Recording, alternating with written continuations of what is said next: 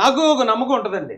నేను ఒకవేళ జగన్మోహన్ రెడ్డి గారి మీద తలపడినా, లేకపోతే ఇంకొక ఓ దోరంపూడి చంద్రశేఖర్ రెడ్డి, ఒక కోడాలని ఆయన, ఓ జక్కంపూడి రాజా, ఇంకొక అతను చిర్ల జగ్గిరెడ్డి, ఇలాంటి వాళ్ళు ఎవరి మీద కన్నా సరే నేను కొంచెం దూకుడుగా వెళ్ళాను గతంలో. వెళ్ళటానికి కారణం ఏంటంటే నేను ఎక్కడ తప్పు చేయను, నన్ను ఎవడు ఏం చేయలేడు. చేస్తే ఏదైనా ఫిజికల్గా వచ్చి నా మీద అటాక్ చేయాలి తప్ప నాలో ఎవడు తప్పు చూపించలేడు. అందుకని 1000 మంది ఆడవాళ్ళని విదేశాలకు సప్లై చేశాడు, లేదా ఇంకోటి ఏదో చేపల కూర తిని ఎక్కడో పడిపోయాడని లేనిపోయిన మార్పింగ్ ఫోటోలు క్రియేట్ చేసి ఆనందపడ్డారు. కానీ నాకు ఎప్పుడో నమ్మకం ఉంటుందండి, నాకు ఎవడన్నా ఒకటి అన్యాయం చేస్తే నేను వాడి మీద ఏ రోజు పగ తీర్చుకోవాలనుకోను. ఆ రోజు రాజమండ్రిలో నా మీద చుట్టుముట్టేసి మొత్తం క్రిస్టియన్ ప్రాపర్టీకి అడ్డు తగిలేనని నన్ను చాలా ఆల్మోస్ట్ చంపేయడానికి చూశారు. వాళ్ళ మీద కూడా మా గవర్నమెంట్ వచ్చిన తర్వాత నేను కేసు పెట్టాలనుకోలేదు. నేను నా మీద ఏది జరిగినా అది దేవుడికి వదిలేస్తానండి. పలానా వాడు నన్ను ఇలా అవమానించాడు, లేకపోతే నన్ను ఇలాగ ఇబ్బంది పెట్టాడు, దేవా మీరు చూసుకోండి. నేనైతే వాడి మీద పగ తీర్చుకునే ఆలోచన లేదు, ఎందుకంటే నాకు చాలా పనులు ఉన్నాయి, చెప్పేసి వదిలేస్తాను. దేవుడు చాలా విషయాల్లో నాకు ఇమీడియట్గా చూపించారండి. అలాంటిది ఒకటి, ఒక అద్భుతం మళ్ళీ మీకు ఇప్పుడు చెప్తాను నేను. ఇప్పుడు జగన్మోహన్ రెడ్డి ఉన్నాడు, ఆయనకి దాదాపు 1,00,000 కోట్లు ఆస్తుంది. 1,00,000 కోట్లు కాదు, 5 లక్షలు 6 లక్షల కోట్లు ఉండొచ్చు. అంత ఆస్తిపరుడు ఓ వెహికల్ కొన్నాడు అనుకోండి, ఆ వెహికల్కి రికార్డు లేకుండా ఉంటుందా? ఆ వెహికల్ని ఎవడైనా సీజ్ చేయగలరా? అసలు కలలో అన్నా మనం ఊహించగలమా జగన్మోహన్ రెడ్డి వెహికల్ పోలీసులు సీజ్ చేయటం అనేది? అది హైలీ ఇంపాసిబుల్ అండి అది. కానీ జగన్మోహన్ రెడ్డి గారి వెహికల్ని సీజ్ చేశారు. సీజ్ చేయడం అంటే అది పెద్ద న్యూస్ అయింది.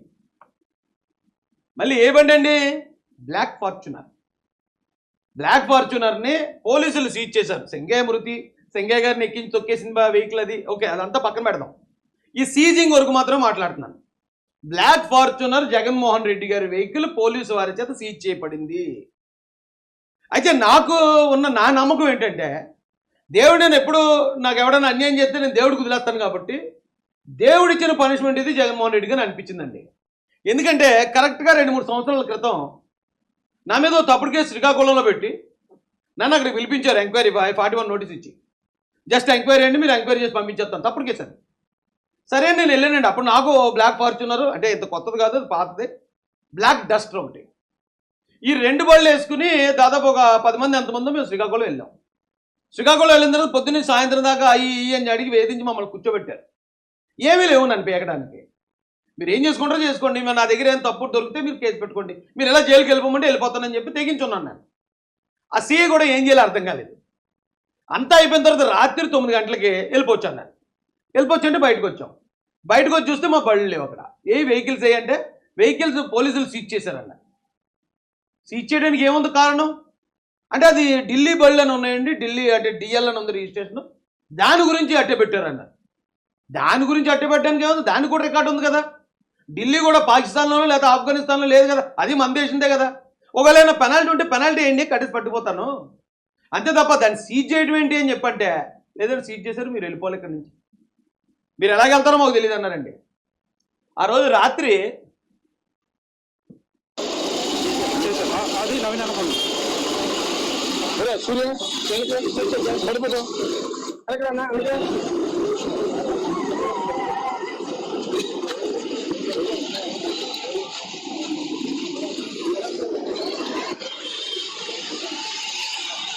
నడుచుకుంటూ వెళ్ళిపోతానన్నాను నేనైతే. సరే ఓకే, తీసుకున్నారు కదా, 1 రోజు పడుతుందో 2 రోజులు పడుతుందో తెలియదు, శ్రీకాకుళం నుంచి ఉత్తరకంచి నేను నడుచుకుంటూనే వెళ్ళిపోతానని చెప్పి మొదలెట్టి నడక ఆ రాత్రి మీద. మా వాళ్ళు అందరూ లేదు దారిలో ఎక్కడన్నా ప్లాన్ చేస్తారు, ఏమైనా చేస్తారు, చంపించేస్తారు, ఏదైనా చేయనిరా, ఏదన్నా మన కారులో వెళ్ళినా చేయగలరా అని చెప్పి నేను నడిచిపోతా ఉంటే అక్కడ స్థానిక తెలుగుదేశం నాయకులు, అప్పుడు ఇంకా తెలుగుదేశంలో లేను నేను, వారు కారు పురమాయించి మమ్మల్ని కారు ఎక్కి క్షేమంగా ఇంటికి దింపారండి. ఆ రోజు జగన్మోహన్ రెడ్డి గారు నాకు ఏ అవమానం అయితే చేశారో, ఈవేళ ఆయన దగ్గర ఓ 1,00,000 కోట్లు, 5 లక్షల కోట్లు, 10 లక్షల కోట్లు ఆస్తి ఉండొచ్చు, కానీ సేమ్ అవమానం ఆయనకి ఎదురైంది చూడండి. ఇదొకటే కాదండి, మొన్న ప్రవీణ్ పగడాల గారి కేసులో కూడా ఆడెవడో ఒకడు తెలంగాణ నుంచి వచ్చాడు, ఒక దొంగ పాస్టర్, ఆడు పాస్టర్ కాదు నిజానికి, పాస్టర్ అని చెప్పుకుంటాడు. ఒకడేమో కడప నుంచి వచ్చాడు. వీళ్ళిద్దరూ ఎలాగైనా సరే రాజేష్ని క్రిస్టియన్స్ నుంచి దూరం చేయాలి, క్రిస్టియన్స్ ఆడి చెప్పిన మాటే నమ్మేస్తున్నారు. ఆడు యాక్సిడెంట్ అని చెప్పాడు, 5,000 10,000 మంది వచ్చిన వాళ్ళు మరుసటి రోజు నుంచి 100 మంది కూడా రావట్లేదు, కాబట్టి ఈయన ఎలాగైనా బ్యాట్ చేసేయాలని చెప్పి వాళ్ళు ఏం చేశారంటే, ఖమ్మంలో నా మీద పోలీస్ కేసు ఇచ్చారు. ఖమ్మంలో రాజేష్ మహాసేన లంచర్లు నన్ను చంపేస్తానంటున్నారు, నన్ను పొడిచేస్తానంటున్నారని చెప్పి ఖమ్మం పోలీస్ స్టేషన్కి వెళ్ళి నా మీద ఒక కంప్లైంట్ ఇచ్చారు.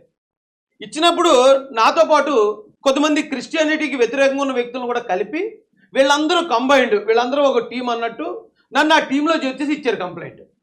నిజానికి మనసు కొంచెం నొచ్చుకుంది నాది. ఏంటి వీళ్ళు ఎంత దారుణమైన రాజకీయాలు ఏంటి, ఎంత దరిద్రంగా బిహేవ్ చేస్తున్నారేంటి అదోలని చెప్పి తిట్టుకున్నాను మనసులో. కానీ దేవుడికి వదిలేశాను నేను. ఆ రోజు నేను అనుకుంటే మరి ఇప్పుడు గవర్నమెంట్ మాది, ఆ ఎదవలు ఇక్కడికి వచ్చి మత విద్వేషాలు రేపారు, ఇలా తప్పుడు స్టేట్మెంట్లు ఇచ్చారు, ఇక్కడ జనాల్లో ఒక మతం మీద ఇంకో మతాన్ని రెచ్చగొట్టే ప్రయత్నించారని ఇంకా పిటిషన్ ఇద్దాను బొక్కలో 10 నిమిషాల్లో వేయించగలను. కానీ నా దగ్గర ఉన్న అవకాశాన్ని నేను ఉపయోగించుకోలే. దేవుడే చూసుకుంటాడు. ఒకవేళ వాడు చెప్పిన కేసులో నన్ను అక్కడికి పిలిపించారనుకో వెళ్తాను. తప్పు చేయకుండా ఉన్నవాడిని నాకు భయం ఏంటి? ఎవడో బెదిరిస్తాడు, నా తరపున ఎవడో బెదిరించేసాడు, దానికి ఆధారాలు ఉండాలి కదా. సరే ఓకే అని వదిలేసానండి. వదిలేస్తే కొన్ని రోజులు నెల కూడా అవ్వలేదండి. వాడు ఏ పోలీస్ స్టేషన్లో అయితే కేసు పెట్టాడో నా మీద, అదే పోలీస్ స్టేషన్లో, అది ఈ రాష్ట్రం కూడా కాదు పక్క రాష్ట్రం తెలంగాణలో నా రికమెండేషన్ నేను పనిచేయదు కదా, నేను కనీసం ఎవరి మీద కేసు కూడా ఇవ్వలేదు. ఎప్పుడో ఎవరో పెట్టిన కేసులో అదే పోలీస్ స్టేషన్లో బొక్కలు వేస్తారండి, అదే పోలీస్ స్టేషన్కి ఈడ్కెళ్ళారండి. దేవుడు ఉన్నాడు అనిపిస్తుందండి నాకు అలాంటప్పుడు. ఒకటి మీద తప్పుడు ఆరోపణ చేసిన తప్పుడు ఎదవలకి దేవుడిచ్చే పనిష్మెంట్ అలాగుంటుంది. అదే ఏపీలో కనుక కేసు అయి ఉంటే రాజేష్ పెట్టించాడని మళ్ళీ రోడ్ల మీద దొరలేదు ఎదవలేళ్ళు. తెలంగాణ అంటే అదేం కూటమి ప్రభుత్వం కాదు, కాంగ్రెస్ గవర్నమెంట్. మళ్ళీ ఈడు ఎవడైతే అరెస్ట్ అయ్యాడో అది నేను కాంగ్రెస్ లీడర్లని చెప్పుకుంటాడు. అంటే ఆడి గవర్నమెంట్లో ఆడనే ఈడ్చికెళ్ళి తోస్తారు లోపల, లాభో దీపోమని ఏడ్చారండి. అంటే ఆడి ఉద్దేశంలో నన్ను వేసేసినా పర్లేదు, నా కుటుంబం బాధపడినా పర్లేదు, ఏ తప్పు లేకుండా. దేవుడు చుట్టూ ఊరుకుంటాడండి, తోస్తారు లోపలికి. ఎప్పుడో వచ్చాడు 20 రోజులు 30 రోజులు పోయిన తర్వాత ఆడికాడే దగ్గర కటింగ్ ఏం చేసుకుని బయటకు వచ్చి నాకు శిరోముండం చేశారని ఏదో ముండడుపులు వేసుకుంటూ వచ్చాడు ఎదవాడు. అలాంటి గలీజ్గాళ్ళు ఉన్నారు ఈ రోజున క్రిస్టియానిటీ పేరు చెప్పుకుని తిరిగే ఎదవల్లో. అలాంటి ఎదవల్ని క్రిస్టియన్స్ ఎవడూ నమ్మలేదు, వాళ్ళ దగ్గరికి ఎవరు వెళ్ళలేదు, వాళ్ళ మాటలు నమ్మలేదు, వాళ్ళు చెప్పినట్టు ఎవరు రెచ్చిపోలేదు. That is Christianity. అదేందండి మీకు. ఇంకొకటి కడపడం అని చెప్పాను కదండి, ఆడేం చేశాడు, క్రిస్టియానిటీకి శత్రువు. అందరూ ప్రవీణ్ పగడాల గారు క్రిస్టియన్స్ అందరూ కూడా అతను మడ్డ అంటుంటే రాయేష్ ఒకటి వచ్చి యాక్సిడెంట్ అన్నాడు, ఇతను క్రిస్టియన్స్కి శత్రువు, ఇతను సాతాన్ అని చెప్పి ఆయాదో మొదలెట్టాడు. అది కూడా ఒక 2 నెలలు 1 నెల ఉందండి.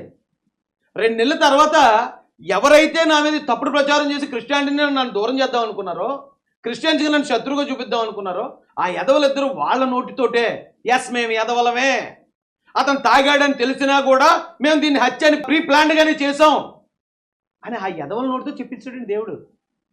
వాళ్ళు ఈ రోజు క్రిస్టియానిటీ మొత్తం చీకొడుతుంది. వాళ్ళు ఏమనుకున్నారు, క్రిస్టియన్స్కి నన్ను దూరం చేద్దాం అనుకున్నారు. కానీ ఏం చేశాడు దేవుడు? అది నేను చేసింది ఏం కాదు, ఆ స్ట్రింగ్ ఆపరేషన్ నేను చేయించలేదు. వాళ్ళతో ఒరే ఎదవలని మీరు చెప్పిన ఎదవ పనులన్నీ ఒప్పేసుకుంటారని నేను చెప్పలే, వాళ్ళకి వాళ్ళే. దేవుడు జడ్జిమెంట్ అలా ఉంటుందండి. కాబట్టి ఎవడైనా బలహీన, నా ఒక్కడి విషయంలోనే కాదు, ఎవడైనా న్యాయంగా ఉన్నవాడు పక్షాన, లేకపోతే ఎవడైనా బలహీనుడి మీదకి బలం ఉంది కదా అని, లేకపోతే నోరు ఉంది కదా అని వెళ్ళి పడిపోతే దేవుడు అనేవాడు ఒకడు ఉన్నాడు అనేది మాత్రం గుర్తుపెట్టుకోండి అబ్బాయి. ఈరోజు జగన్మోహన్ రెడ్డి గారికి ఈ పరిస్థితి ఎదురైందంటే అది నా ఒక్కడి విషయం కాదు, ఆయన ఎవరికి ఏది చేశారో తిరిగి వచ్చేద్ది ఆయనకి. ఇది మాత్రం మీరు కొంచెం అర్థం చేసుకోండి.